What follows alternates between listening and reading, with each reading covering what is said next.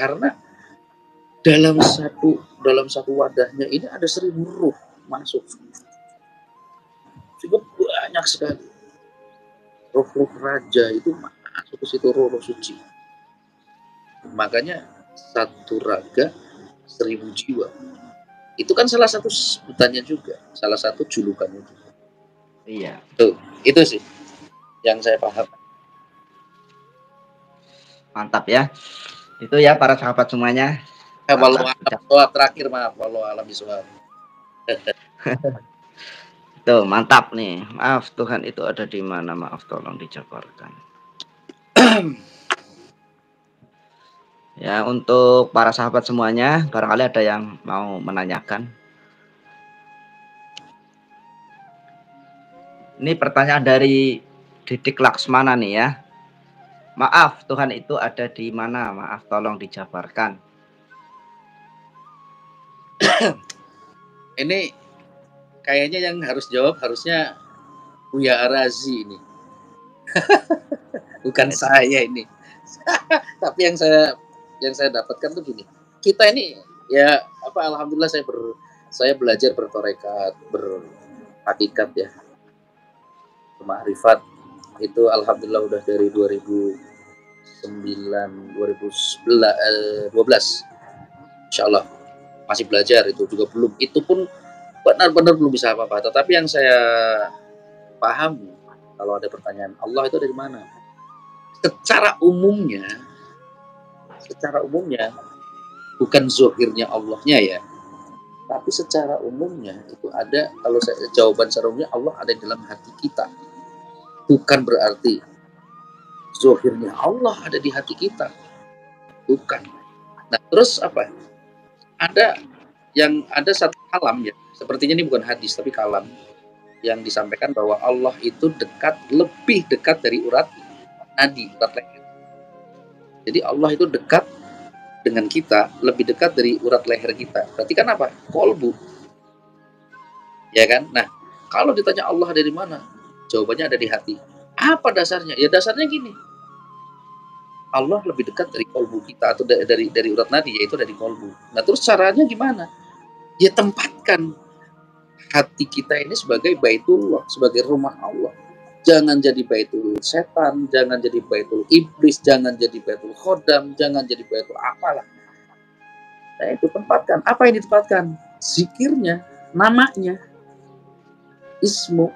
Makanya Allah, Allah, Allah, Allah, Allah, Allah, Allah. Kan dalam kolbu kan. Makanya ada zikir kolbu kan, kalau di tarekat itu kan zikirnya Allah, Allah. Ada yang hu gitu kan, atau huwa kan gitu. Nah, Allah, Allah, Allah di dalam hati itu. Nah, maka kalau zikir kolbu ini udah jalan, ya zikir kolbu ini jalan, menyebut nama Allah. Kalau di syariatnya kan Bismillahirrahmanirrahim, dengan menyebut nama Allah yang Maha Pengasih Lagi Maha Penyayang. Itu dari anak bayi sampai nenek-nenek juga tahu makna Bismillahirrahmanirrahim. Tapi makna hakikatnya apa? Yaitu menyebut namanya di dalam hati kita.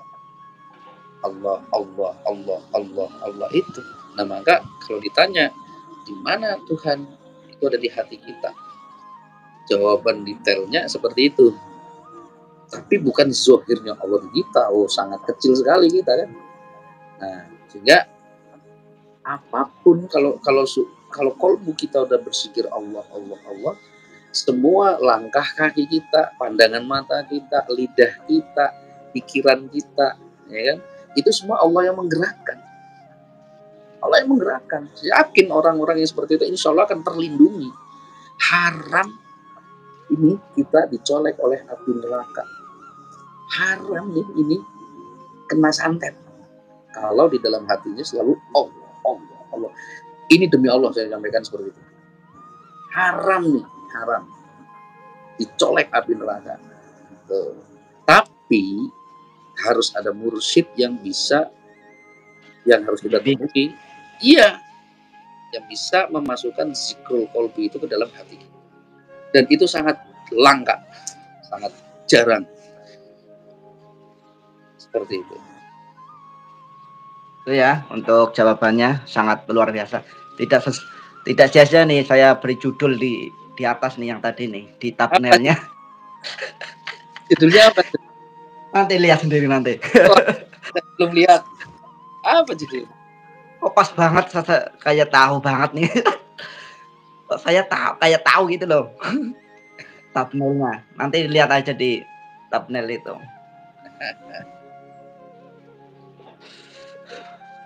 Masya Allah ya, subhanallah. Itu ya Kang Didik Laksmana jawabannya, bahwasanya Allah itu ada di hati.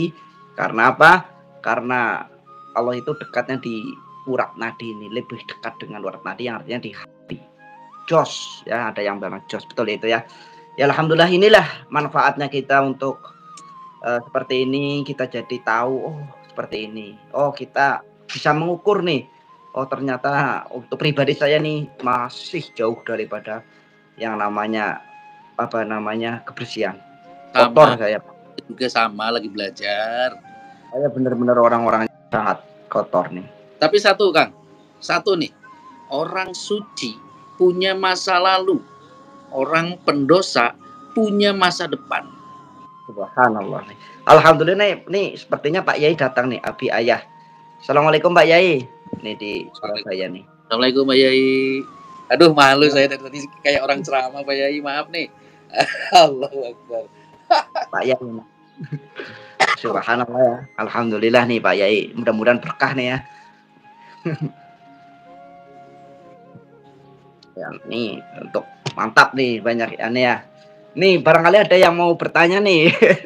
Ya kita sharing-sharing lah, kayak sharing-sharing lah ya. Kita slow lah. Alhamdulillah nih adem ayem nih jadinya nih. Ikro ya ikro. Baca ya baca. Ini maksudnya apa nih? Ikroan baca ya. Krok. Baca ya. Hai merah. Ini masih pada serang-serangan. Biarin, kita cuekin aja, nanti dengan sendirinya akan itu kayak gitu.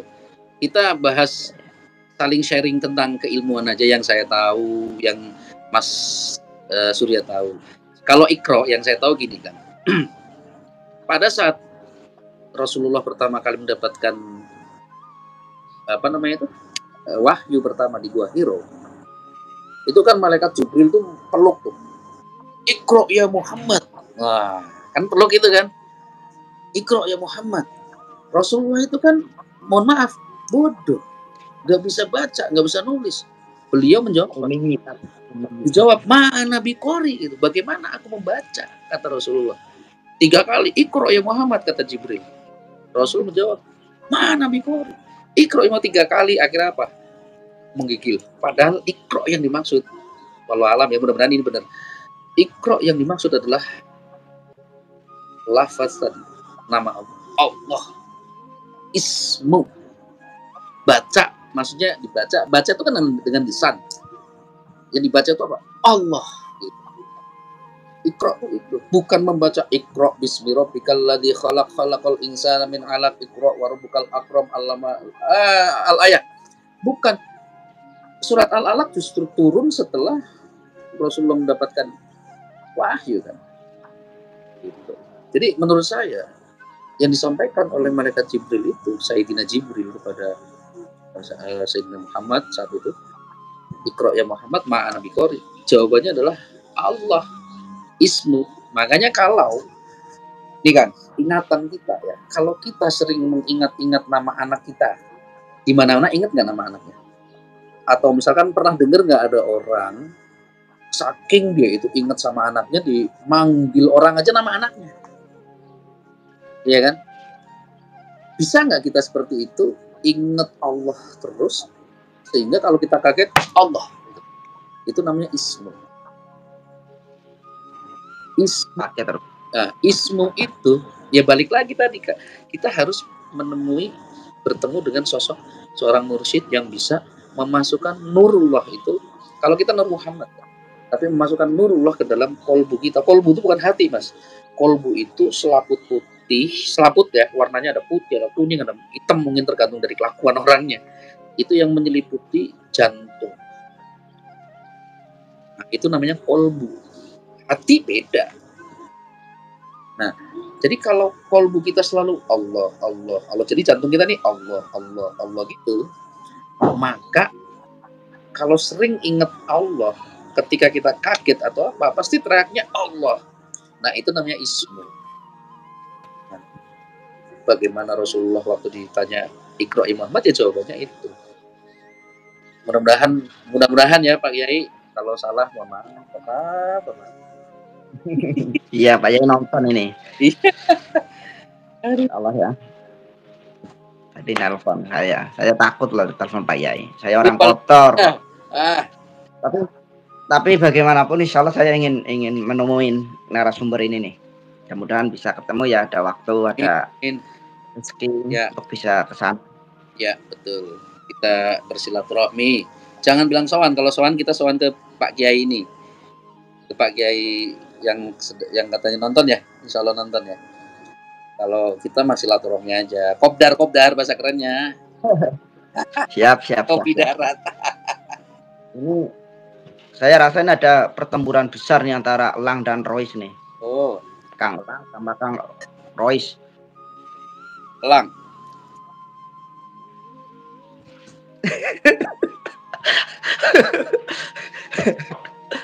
Aduh, Kang Lang versus Kang Royce, mantap nih. Ya itu ya, untuk jadi memang pemahaman kita semua secara spiritual dengan tentunya harus didasari dengan namanya syariat agama. Pondasi itu harus ada pondasi agama. Kalau enggak ya nanti gejluntrung kemana-mana. Apalagi itu ya benar, harus ada namanya guru mursyid yang mampu membimbing kolbunya, mampu membimbing ibadahnya.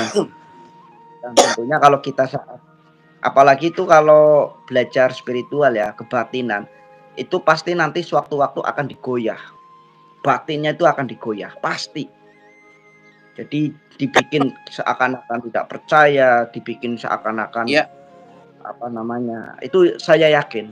Nah, kalau kita tidak diimbangi nanti ya lama-lama udah sholat udah nggak wajib.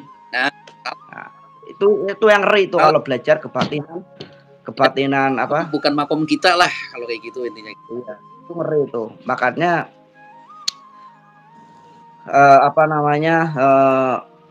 yaitu kalau ilmu dasar itu wajib dulu. Jadi jangan langsung ke tingkatan 3-4 lah ya. Ini kan. Maksudnya kayak torekot, syariat itu marifat. Setidaknya kita harus syariat dulu nih. Syariat udah bener-bener bagus secara orang Islam ya. Itu 5 waktunya, attitude-nya atau akhlaknya, ya sunnahnya. Kalau kita udah mampu baru itu tingkat kedua, tingkat ketiga, 4, 5 sampai tingkat ke puncak. Kalau ya, boleh saya tambahkan Kang Surya. Yap. Ini ada 5 jari kan? Kenapa Allah ciptakan 5 jari? Jadi kan ada tuh Pak Yai, kalau salah mohon diralat ya. Kan ada ayat Quran yang mengatakan berpegang teguhlah pada tali Allah, betul nggak? Ya kan? Ini tali nih kan? Ini tali. Nah, jari ini ibu jari ini syariat. Syariat. Kira-kira kalau kita pegangannya begini, kuat nggak kan? Belum kuat. Maka perkuatlah dengan yang kedua, torekat. Nah, udah kuat belum? Pegang. Lumayan ya. Mandan kan, sedikit kan. Tapi melorot nih, serat gitu kan. Nggak kuat lah intinya. Terus naik lagi ke hakikat. Kuat nggak nih? Nah di sini nih malah kekuatannya berkurang Kang.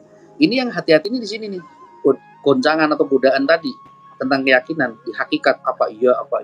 Karena antara syariat dan hakikat dan torekat tidak akan pernah bisa digabungkan sebagaimana air dan minyak. Nah ini di sini nih gonjangannya nih di jari tengah nih. Baru yang keempat itu adalah ma'rifat. Pegangan begini 4 nih, maaf deh, masih kurang kuat kan? Kuat tapi masih kurang kuat. Terakhir istiqomah atau duduk diam di atas diam, makom diam di atas diam. Kuat nggak nih? Nah ini, jadi salah kaprah kalau ada orang ininya dilepas nih syariatnya setelah ini kuat, tapi apa? Tuh, nah, tapi kurang sempurna. Nih, semuanya gambarannya. Sangat setuju. Pokoknya setinggi apapun ilmunya, kalau saya nih pribadi saya ya, setinggi apapun ilmunya, tetapi menghilangkan syariat, saya masih ragu. Yang kedua, Kang, ini alasan kedua kenapa syariat jangan ditinggal. Kan kata Allah, mintalah kepadaku